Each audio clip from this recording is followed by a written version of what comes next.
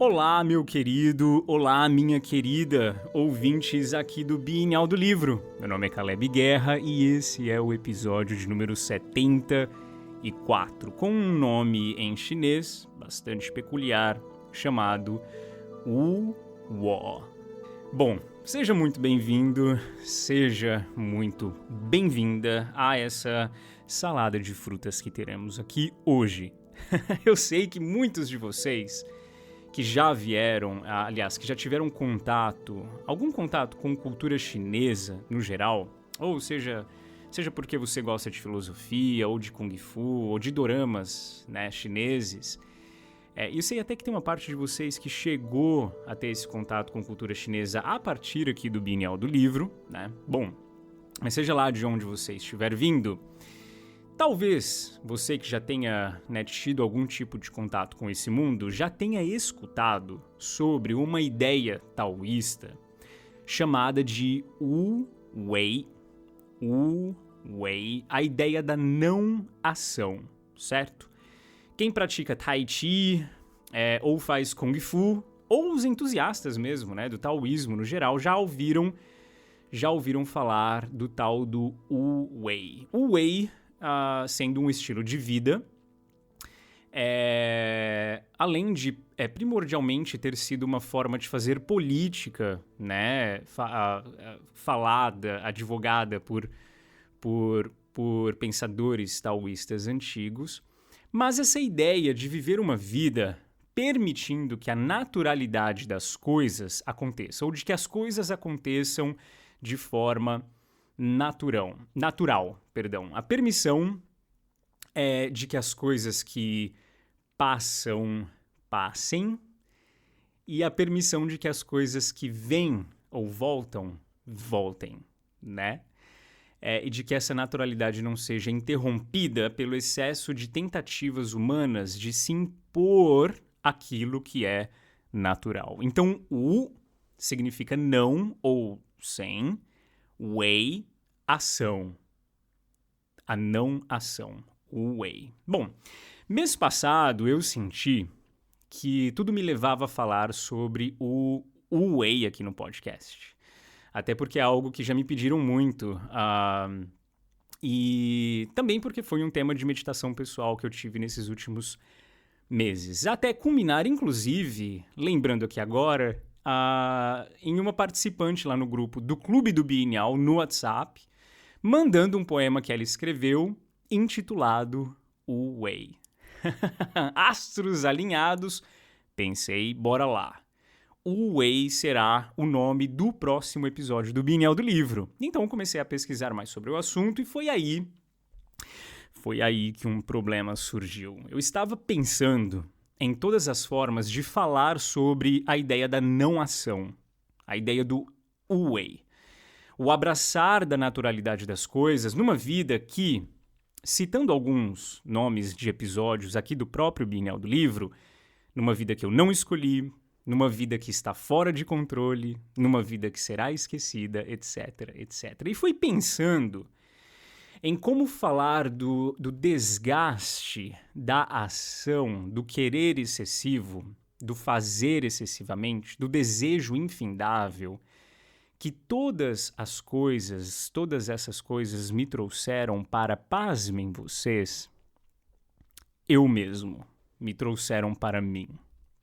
Eu mesmo aqui, Caleb Guerra, vulgo a voz do Bienal na sua cabeça. Rodei fora de controle enquanto pensava sobre como viver uma vida incorporando a ideia da não ação, da recusa, da interferência excessiva e sem sentido no nosso dia a dia. Mas tudo voltava para esse lugar pequeno. Enquanto pensava sobre essas coisas, tudo voltava para esse lugar pequeno chamado eu, sabe? O canto do universo chamado eu. E foi aí que eu decidi, antes de fazer um episódio sobre Wu Wei aqui no podcast, decidi trazer um episódio chamado Wu Wo. Wu sendo não, ou sem, ou a falta de, e Wo sendo eu. Wo. o não eu. E falar do porquê isso é importante.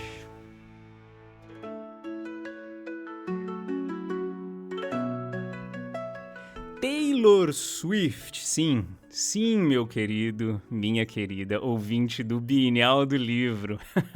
Depois de trazer aqui a Sandy, a Luísa Sonza, a Lourdes, a Florence, né? Alguns de vocês já imaginavam e esperavam que em algum momento eu traria uma das maiores influenciadoras contemporâneas aqui no podcast Bienal do Livro, Taylor Swift.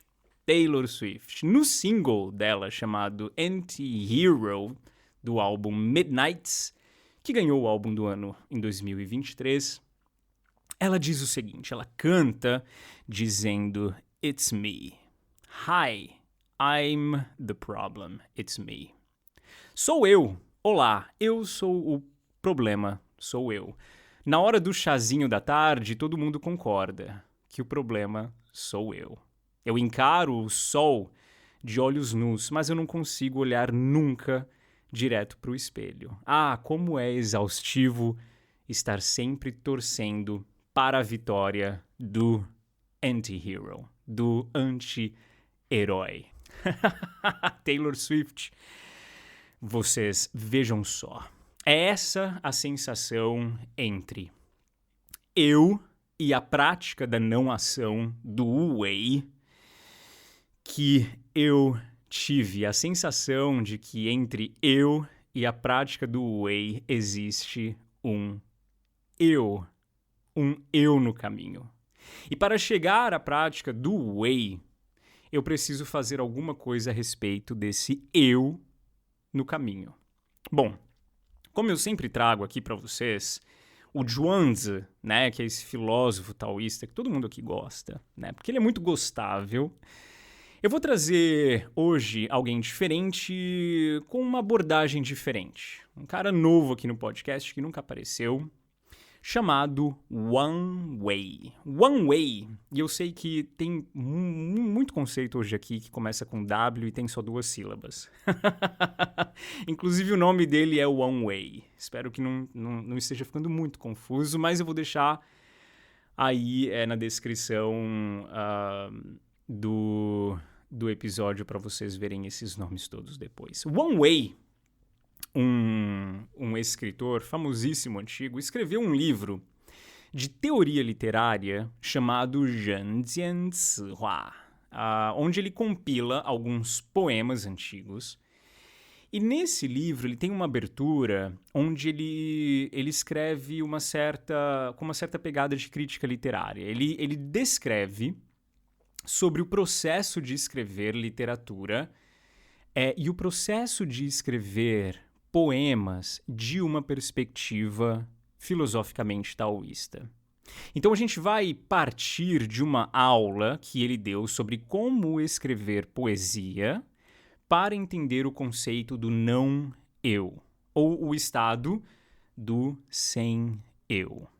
Bom, One Way abre o livro dizendo o seguinte: o estado do Wu observa todas as coisas naturais do mundo do ponto de vista das coisas naturais do mundo. Assim, não sabendo o que é eu e o que são as coisas naturais do mundo.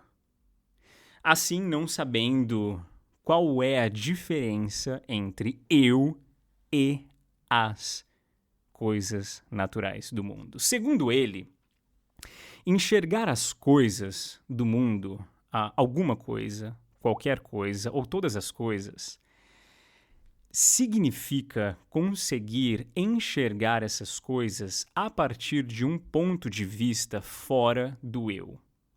Ele cita um trecho de um poema, logo depois dessa abertura, de um poema onde uma paisagem é descrita. No poema em si, aqui o sujeito dele em chinês é oculto, E como não existe conjugação de verbo em chinês, tudo fica meio implícito, sem a necessidade, né, do uso do eu como ponto de partida para o poema. Ele tem uma certa beleza no chinês que na tradução realmente é difícil. É difícil a gente conseguir desenhar. Mas o poema, a frase que ele cita diz o seguinte: ao colher crisântemos sob a cerca oriental, enxergar calmamente a montanha do sul. Ao colher crisântemos sob a cerca oriental, enxergar calmamente a montanha do sul. O desenho que a gente tem nesse poema é o desenho de um agente em contato com a natureza através de uma ação experimental próxima.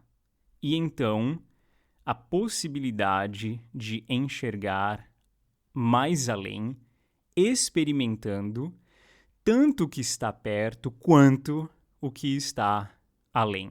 A paisagem que se desenrola entre a cerca oriental e a montanha do sul passa pelo agente que se perde despercebido no enlace entre essas duas coisas. Em alguns casos que ele cita aqui nesse começo de livro, nesse começo de crítica literária sobre poemas, como o exemplo do uó na poesia, né, do não eu, do sem eu na poesia, ele traz um que diz o seguinte: ondas frias se levantam lentamente, aves brancas descem suavemente.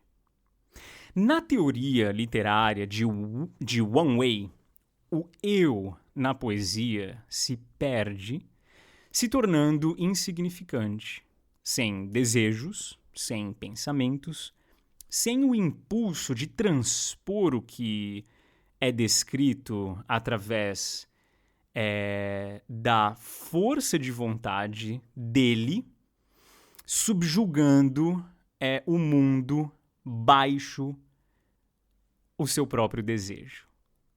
É um eu que fica perdido sem o impulso de transpor a imagem do poema através da força de vontade que é subjugada por algum desejo que ele tem sobre essa paisagem, sobre o mundo natural. Nos exemplos que Wang Wei traz, nós temos sempre uma cena com emoções mais sutis e que não se manifestam de forma explícita.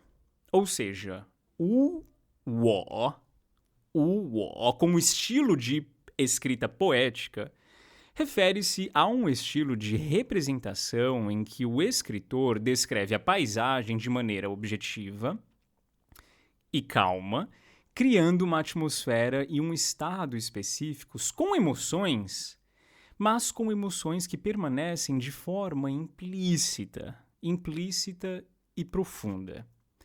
Quando o agente do poema, né, a quem está ali enxergando isso, escrevendo sobre isso, ou fazendo uma ação sutil que a gente percebe que faz parte da composição do poema, quando esse agente, sem o eu fortemente imposto, fica ali de pé perante as coisas do mundo, perante essa paisagem, ele retorna à naturalidade das interações de todas as coisas com todas as coisas e se liberta de desejos e principalmente da racionalização do contato entre ele e o ambiente. Ele se esquece aqui por um momento e no poema ele experimenta o mundo natural da forma mais objetiva possível, sem filtrar a experiência com o filtro do eu. Entende? E eu não vou aqui filosofar muito, sobre o eu em si ou a consciência de si. Eu nem conseguiria fazer isso. Não aqui, não agora, não dessa forma. Mas eu vou dar um exemplo muito limitador, mas que você vai entender. Comer chocolate é bom, certo? Certo. Se você não gosta de chocolate, você não é bem-vindo no Bienal do Livro. Vai lá escutar o podcast da Folha de São Paulo, porque sua alma já secou. Mas bem, a experiência de comer chocolate é boa.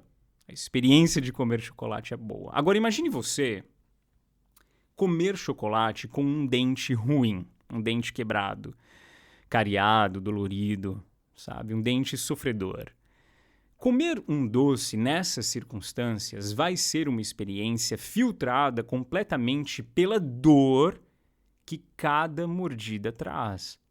O que transforma a experiência do contato entre o chocolate com a sua língua e a erupção desses sentidos é filtrado, aliás, é o filtro da sua dor. Cada mordida, um desconforto. Cada mordida, um pensamento. Putz, que dor, preciso ir ao dentista. Cada mordida, um desejo para além dessa experiência. Putz, como eu queria não estar com dor. Como o mundo era melhor quando eu não tinha essa dor. Como eu adoraria voltar a não ter dor. Quase me esqueci como é a vida sem ter dor. Agora, imagine você que não exista dor alguma. Só a ideia que persiste a cada mordida de que você poderia estar comendo um chocolate melhor que esse. Em um lugar melhor do que esse. Com pessoas melhores do que essas. Entende? O eu como um filtro de toda a experiência com as coisas naturais do mundo. Na poesia, então, a tentativa de One Way é tentar elogiar poemas que conseguem fazer você experimentar o ambiente descrito no poema sem passar pelos pensamentos e pelos desejos, aliás, pelos julgamentos e pelos desejos do personagem que enxerga em primeira mão o que foi escrito. O eu, dessa forma, do escritor, ele se universaliza, mas não de uma forma ritualística, pedante e chata, mas sim de uma forma sutil, quase imperceptível. Ele se perde no poema para que você não o perceba ali e acabe tendo uma experiência com o poema em primeira pessoa. E é isso que todos os artistas de música e roteiristas e tudo que a gente consome, é isso que artistas fazem. É isso que a Taylor Swift faz para ser tão famosa. A experiência com o mundo natural é o que você quer alcançar através do não eu do autor do poema, certo? E para o One Way, isso não é só uma forma de escrever poemas, né? Uma crítica literária, uma teoria literária. Isso é uma forma de conseguir enxergar a vida e vivê-la. Ele foca muito na palavra natureza. Natureza. A palavra natureza, ela aparece pela primeira vez nesses escritos taoístas lá no Tao Te Ching, do filósofo Lao Tzu, onde ele diz o seguinte: o homem se baseia na terra, a terra se baseia no céu, o céu se baseia no Tao e o Tao se baseia na natureza. A natureza do Tao, ou o Tao, copia, né, se baseia, ele tem por fundamento a natureza. A natureza. E que natureza é essa? Tem um alemão que estuda China chamado Wolfgang Kubin que explica a palavra natureza da seguinte forma. Ele fala que o significado original de natureza é a existência independente. É a independência intrínseca que atua de forma instintiva nas coisas. Uma existência independente. Uma força que atua de forma instintiva nas coisas. E aí foi depois que Lao Tzu coloca essa palavra, né, de natureza ali no seu escrito pela primeira vez, que ela começa a se transformar em natureza do mundo, né, em cosmos natural, em mundo natural, representando o significado global do ambiente humano. né? Usando, por exemplo, como sinônimo, naquela época, a palavra montanhas e rios, Shanshui, né? Montanhas e rios, também é um conceito aqui na China. Durante a dinastia Han, inclusive, eles tinham por sinônimo essa palavra, uma palavra que significa literalmente campos e jardins, certo? Campos e jardins. Então, natureza, aquilo que passa entre as montanhas e os rios, é aquilo que acontece entre os campos e os jardins. Ou seja, uma força que atua de forma instintiva nas coisas, para descrever esse ambiente todo. Hoje em dia, nós agrupamos esses termos todos sob o nome de natureza, certo? Cujo conteúdo inclui o mundo material como um todo, além de mim mesmo, além do eu. E aí o próprio Wang Wei, quando ele vai falar nessa parte onde ele fala sobre a natureza onde tal se baseia, ele escreve um poema. Ele escreve um poema para explicar o conceito do Wo, certo?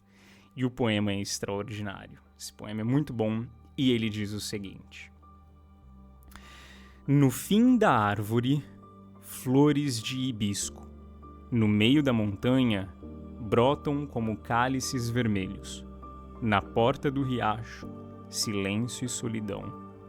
Uma a uma, flores desabrocham.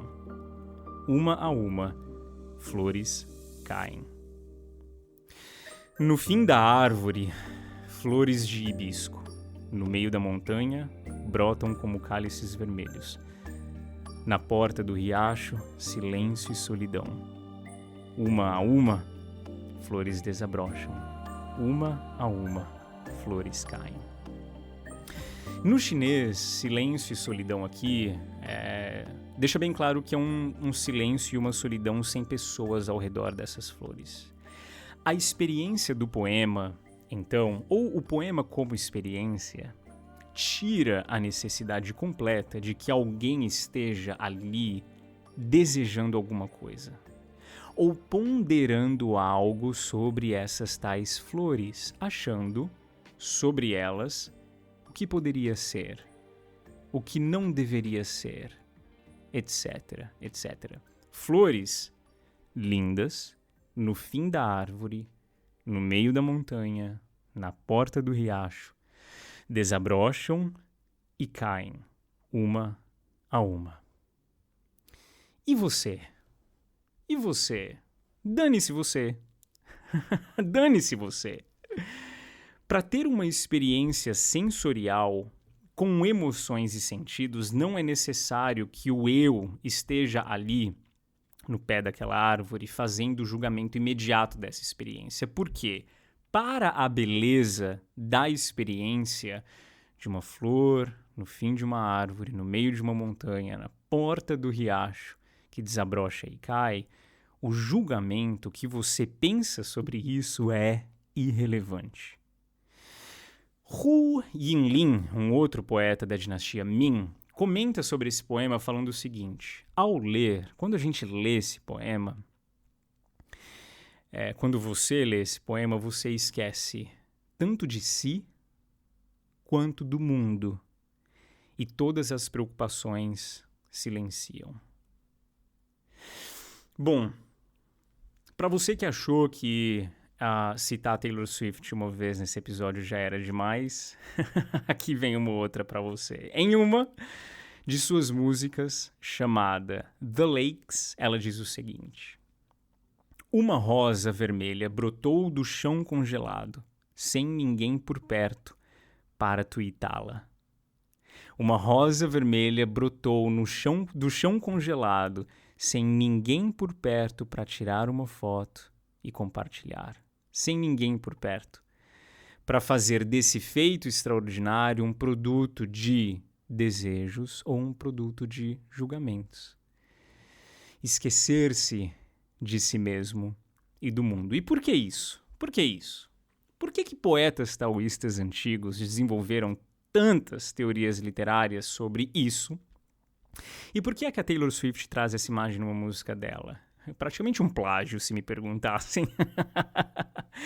Porque em algumas experiências, da vida, talvez e só talvez, suas percepções, seus julgamentos, seus desejos e vontades sobre elas são irrelevantes para que elas sejam experimentadas.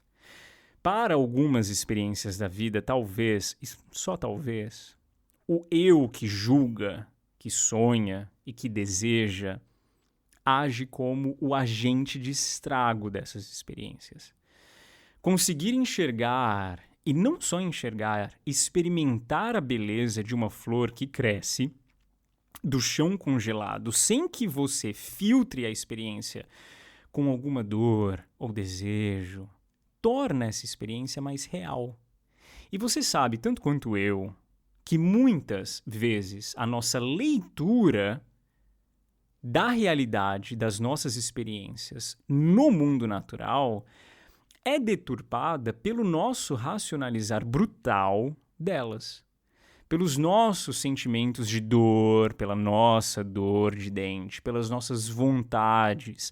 Quantas vezes, você já não se percebeu deturpando completamente alguma experiência vivida por causa do filtro de si mesmo? Sei lá, talvez aquela pessoa nem foi tão mal educada assim com você. Você que começou a acreditar dessa forma depois de rodar a imagem do que aconteceu na sua cabeça tantas vezes, até ela se tornar uma memória, uma dor, um sentimento, uma realidade. Talvez, e só talvez, de novo, você nem precise tanto assim dessa pessoa aí para viver. Você só não consegue experimentar e ter prazer na vida de outras formas porque o seu eu, que se desespera entre desejos e medos, não consegue conceber uma realidade diferente dessa que você está vivendo. Tá vendo por que o exercício de ler poesia te ajuda a melhorar a vida? Porque lendo sobre rosas que brotam e caem sozinhas no topo da árvore, no meio da montanha, nas portas do riacho, que você percebe o quanto o mundo é belo. Se você não ficar o tempo todo dizendo: nossa, mas eu nem consegui tirar uma foto. Nossa, mas eu queria tanto que essa árvore estivesse lá no quintal de casa. Nossa, mas será que da próxima vez eu consigo fazer uma viagem de novo a esse riacho? E será que ela vai querer vir comigo? Como eu queria não estar sozinho, não estar sozinha agora. Será que eu vou estar sozinho, sozinha na próxima primavera ainda? Ou, sei lá, talvez você diga, mas eu nem gosto de flor mesmo, dane-se. A questão é a experiência da vida, a experiência de viver, quando filtrada o tempo todo pelo filtro do que eu quero, do que eu desejo, do que isso traz para mim, do que isso tem a ver comigo, do qual é o meu interesse nessa questão e como ela me beneficia, etc., priva o contato imediato com o mundo de uma certa pureza. Uma certa pureza experimental, algo que a gente vê muito, de uma forma muito comum nas crianças, por exemplo. Um certo sabor pela experiência vivida, desprovida de uma carga de julgamentos e desejos que contaminam essa experiência.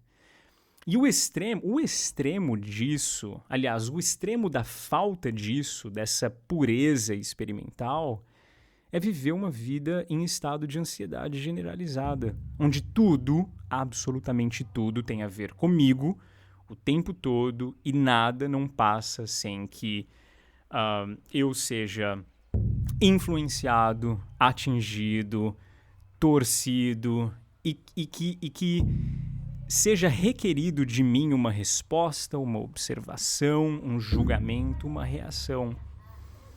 E é essa forma reativa de viver a vida, desse eu gigantesco, inflado, oco por dentro, mas quase explodindo, que o taoísmo questiona.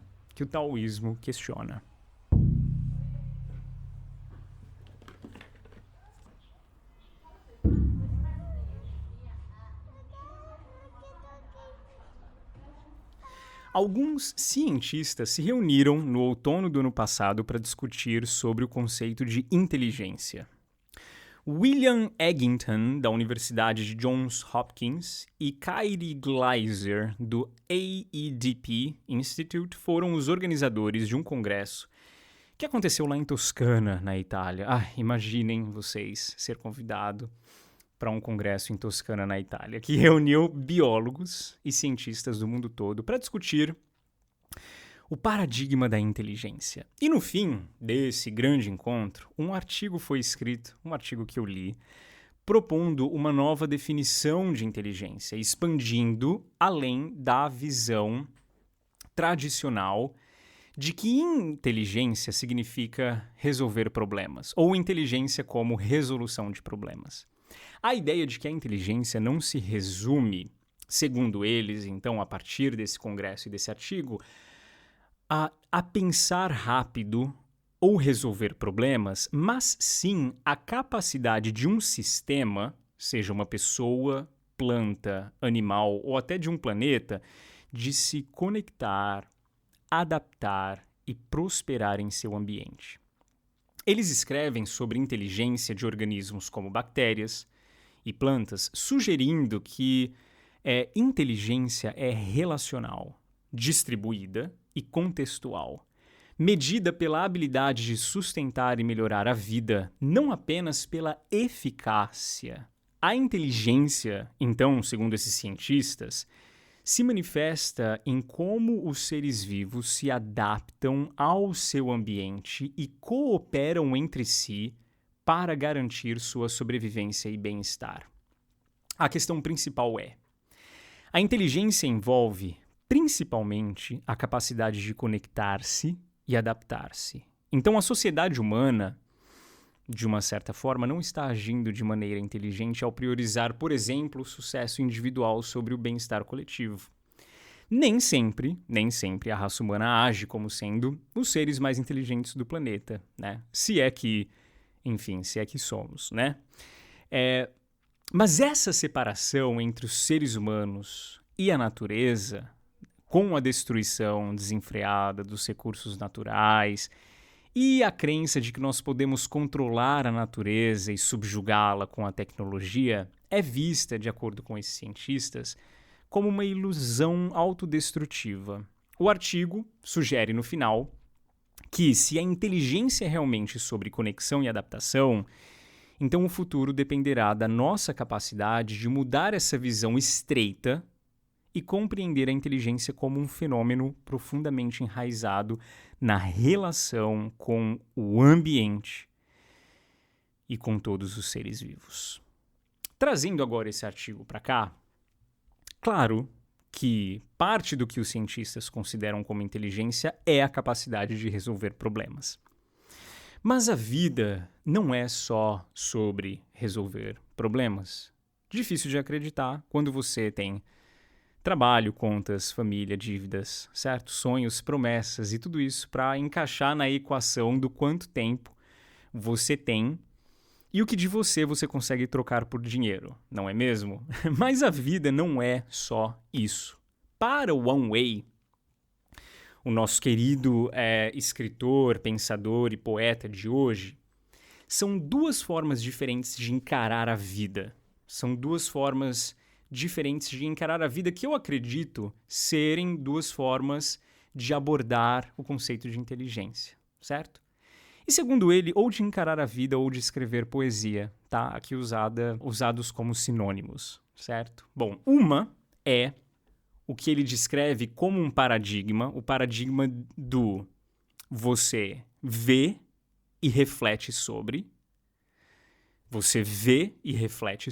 e a outra, o que ele descreve como paradigma de você percebe e o sentido justifica a epifania. Ou você percebe e a epifania é razoável uma vez sentida. A epifania justificando a vida. E a vida é nem só uma coisa, nem completamente outra. ela é um equilíbrio entre as duas coisas. E vem cá. Por que é tão importante assim conseguir apreciar um poema sobre uma rosa vermelha que cresceu no topo da árvore, no topo da montanha, na porta do riacho, sem ninguém por perto para tirar uma foto antes que ela caia no chão? Sem precisar passar por qualquer julgamento ou desejo que parta de você, do seu ponto de vista, sem que você precise pensar sobre a rosa a partir do contato que ela tem ou teria com você, para você e você sobre ela. Por quê? Por quê? Porque na porta de um desses riachos, no meio de uma dessas montanhas, no topo de uma dessas árvores, a rosa, meu querido, minha querida ouvinte do Bini Audiolivro, é você. É você. E se toda a sua vida for vivida, experimentada no topo de uma árvore, no meio da montanha, na porta do riacho, e tudo que você experimentar dela acontecer na fração de um tempo entre a parte em que ninguém viu e a parte que ninguém notou? Qual tipo de vida vai ser essa? Lembra da introdução do livro do One Way? O estado do Wo observa todas as coisas do mundo do ponto de vista de todas as coisas do mundo. Assim, não sabendo o que é eu e o que são as coisas naturais do mundo. A sua vida é uma rosa que nasceu no chão congelado e, querida, você vai murchar antes de que qualquer evento extraordinário te coloque na capa da revista Times.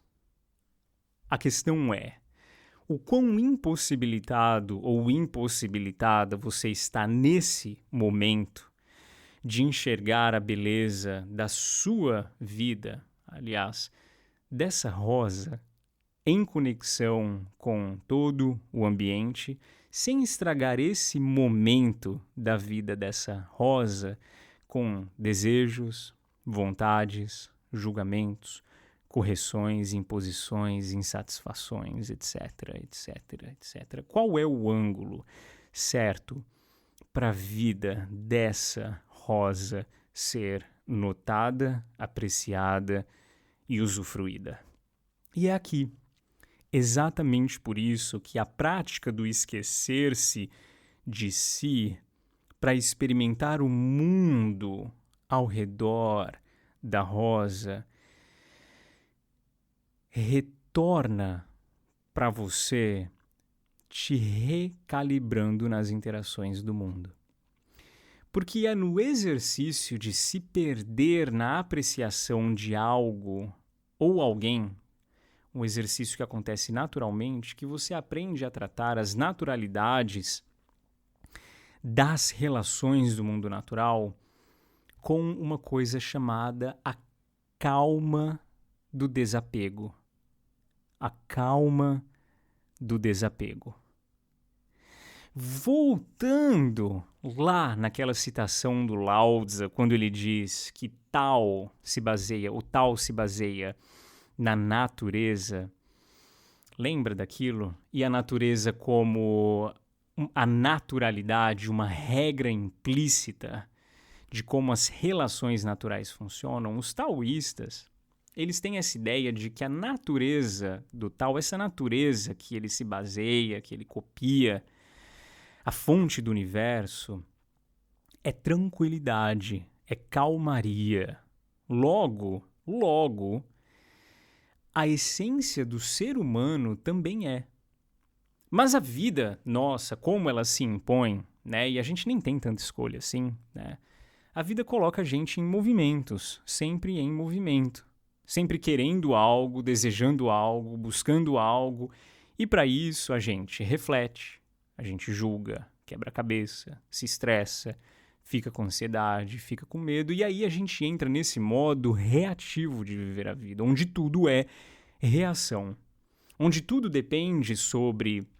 Sempre, aliás, Tudo depende sempre da forma como eu quero, do jeito que eu quero que seja, do que pode dar errado se minha necessidade ou essa minha vontade não for atendida. E aí, como é que a experiência de viver se torna algo além de um peso diário? E eu sei que esse é um tema pesado porque envolve muita coisa diferente para cada um de nós. Mas tá vendo? É só tocar no assunto de como viver a vida que pesa. E os taoístas tinham essa mensagem. Se quando a gente começa a falar da nossa vida, da vida que a gente está vivendo, tanto coletivamente quanto individualmente, e se quando a gente começa a falar sobre isso pesa, é porque algo está errado. Agora, eu não estou aqui advogando para você nunca se envolver em nenhuma causa humanitária. Também não estou falando para você nunca mais ir trabalhar e se socar no meio do mato para viver de frutas e luz solar. Não estou falando nada disso.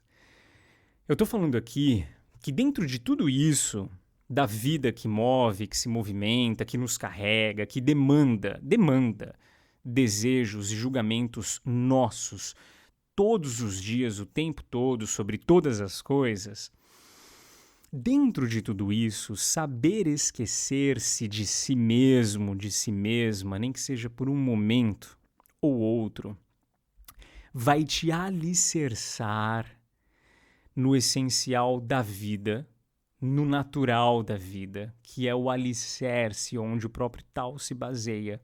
Porque muito disso, tudo que a gente vive, meu querido, minha querida, ouvintes do Binel do Livro, é, talvez, e só talvez, pura ilusão. Tá tudo longe de ser calmaria e tranquilidade. Zhuangzi, antes mesmo de haver a ideia de meditação desenvolvida por budistas aqui na China, ele falava sobre Zuo Wan, o conceito chamado Zuo Wan, que significa sentar e esquecer. Aliás, duas coisas. Xinjai, o jejum do coração, e Zuo Wan, sentar-se e esquecer. Xinjai, o jejum do coração, segundo ele, é saber ouvir sem escutar, e Zuowan, sentar-se e esquecer, é ser transposto pelo ambiente, criando um caminho de contato entre as coisas que estão ao seu redor, onde você serve como ponte entre elas. E assim pode soar muito estranho, mas na tradição cristã a gente também tem algum tipo de linguagem desse jeito. Sabe quando a gente vai lá na igreja, cita João Batista e canta dizendo: importa que tu cresças e eu diminua, importa que eu seja menos, sabe? Ou quando a gente canta aquela música antiga que fala: eu quero ser, Senhor amado, como um vaso nas mãos do oleiro. Flashbacks da minha infância. É esse o entendimento de que em algum momento da nossa vida, dos ritos da nossa vida, certo? Trabalhar, ritos religiosos, ritos sociais, coisas que nos inserem, nos colocam na sociedade, em algum momento, vale a pena a gente se entregar completamente numa passividade ativa, porque a sensação de perder o controle é o mais próximo do paraíso que a gente vai chegar. Sabe aquela sensação de que nada depende de você? Sabe? Aquela sensação de que nenhuma vontade sua, ou nenhum julgamento seu, nenhum desejo extremo, e nem mania de querer transformar o mundo à sua própria imagem, do jeitinho que você quer, senão você não consegue ficar feliz. Sabe aquela sensação de que isso não importa mais? A sensação de perder-se e se tornar um funil que conecta algo maior que você com tudo o que está diante de você. Essa sensação é o Wo.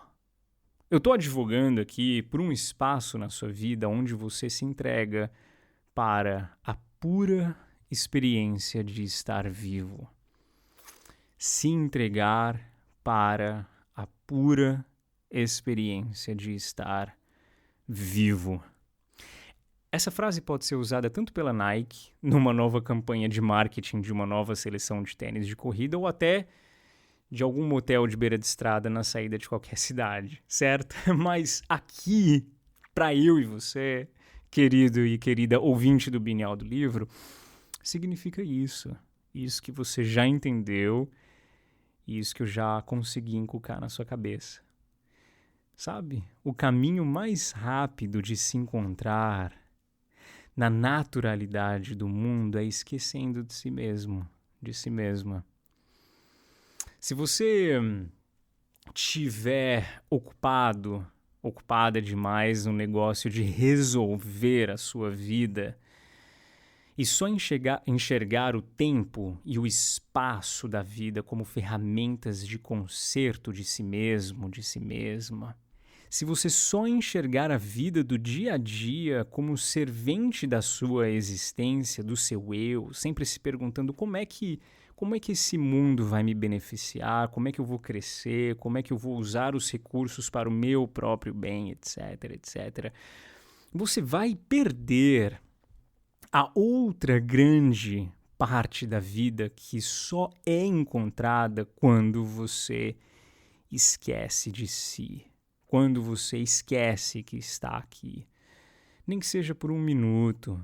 Esquecer que saiu, que vai chegar, que começou, que precisa terminar, que perdeu e não encontrou outro, que achou, mas preferia nunca ter tido. Esquecer. É tocar nessa ferida que é o fato de que você não sabe mais como é experimentar a vida, porque tá aí o tempo todo ou fazendo seus julgamentos sobre ela ou colocando sobre ela os seus desejos e as suas vontades. E é assim que eu termino esse podcast, esse episódio, perguntando: qual foi a última vez que você experimentou mesmo o estar vivo, o estar viva? Zhuangzi fala sobre enterrar o eu. Vem cá, senta aqui. Esqueça um pouco de si. Vai aproveitar o dia de hoje como se você não existisse. Como se você não quisesse nada, como se você não desejasse nada. Como se não tivesse medo de nada, culpa de nada, receio de nada. Só hoje, só um pouquinho. Eu não quero dar spoiler nenhum aqui, mas o próximo episódio vai talvez deixar muito claro que a transformação, qualquer transformação, depende muito, em grande parte, disso aqui.